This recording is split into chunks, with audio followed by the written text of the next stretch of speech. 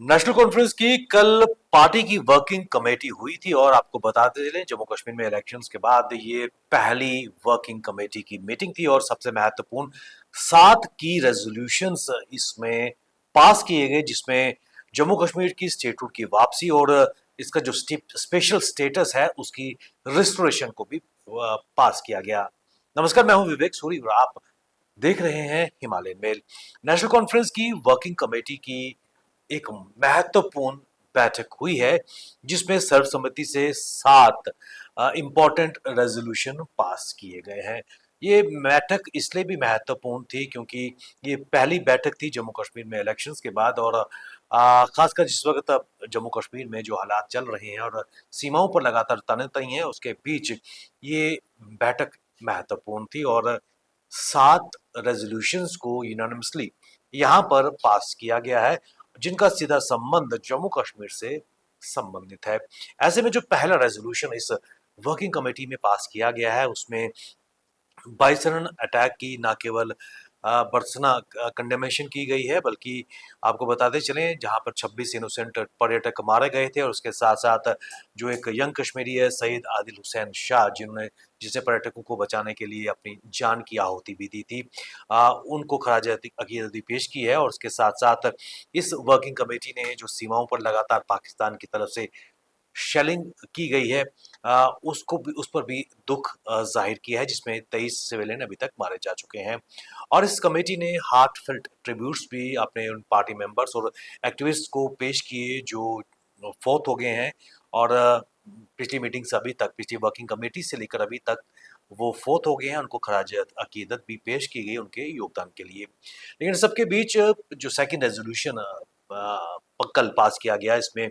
Party की unwavering commitment है restoration of Jammu and Kashmir का जो स्पेशल स्टेटस है, और इसको ये कहा गया है कि ये एसेंशियल है जम्मू कश्मीर, खासकर इस रीजन की डिग्निटी और एस्पिरेशन ऑफ यहाँ के लोगों की जो भावनाएं हैं और रीजन की जो डिग्निटी है और एस्पिरेशंस है, उसको मद्देनजर रखते हुए जो स्पेशल स्टेटस है उसकी रिस्टोरेशन की यानी कि बहाली के लिए बात इस रेजोल्यूशन में की गई है। और जो तीसरा रेजोल्यूशन है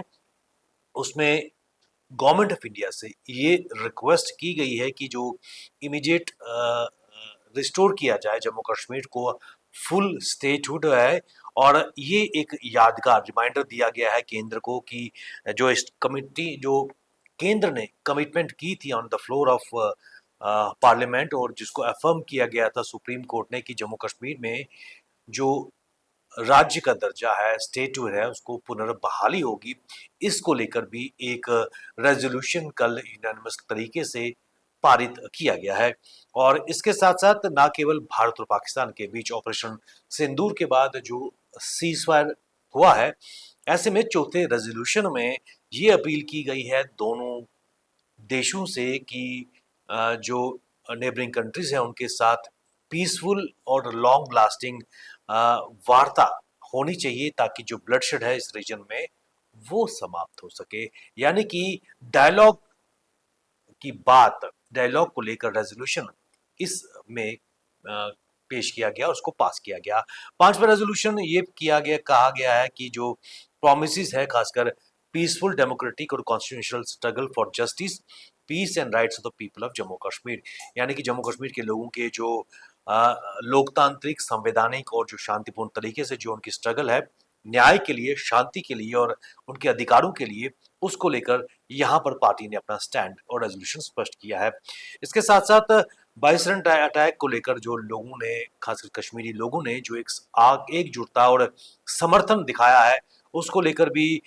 इस कमेटी ने ना उसकी प्रशंसा, ना केवल उसकी प्रशंसा की है, बल्कि गवर्नमेंट ऑफ इंडिया को ये भी इस के माध्यम से चेताने का प्रयास किया गया है कि जो आर्बिट्री अरेस्ट या फिर युवाओं के साथ हरासमेंट की जा रही है, मिसयूज या जो बुलडोजर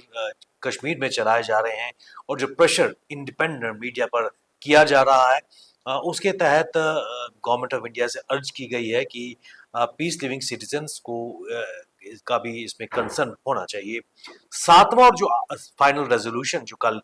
पास किया गया, उसमें खासकर कंडेमनेशन की गई है जो कश्मीरी यूथ बाहर पढ़ रहे हैं, उनकी जो ना केवल हरासमेंट हो रही है बल्कि इसके साथ साथ जो ट्रेडर्स हैं, जो कश्मीरी पंडित, कश्मीरी मुसलमान जो इस वक्त देश की विभिन्न रियासतों में ना केवल काम कर रहे हैं, पढ़ रहे हैं या फिर रह रहे हैं, और कहीं ना कहीं उनके साथ हिंसा की खबरें या उनके साथ हरासमेंट की खबरें भी सामने आ रही है। और ये भी कहा गया है कि जो विभिन्न राज्य सरकारें हैं, उनका ये ड्यूटी है कि वो इंश्योर करें कश्मीरी मुस्लिमों की ना केवल सेफ्टी, उनकी डिग्निटी, और ना केवल और उसके साथ साथ उनके राइट्स की भी को भी प्रोटेक्ट किया जाए। इन 7 रेजोल्यूशंस को लेकर कल नेशनल कॉन्फ्रेंस की वर्किंग कमेटी की मीटिंग हुई थी, लेकिन सबके बीच आज पीपल्स डेमोक्रेटिक पार्टी की तरफ से सीधा सीधा प्रहार नेशनल कॉन्फ्रेंस पर किया गया है। और वहीदुर रहमान पढ़े की तरफ से कहा गया है कि जब जम्मू कश्मीर में असेंबली में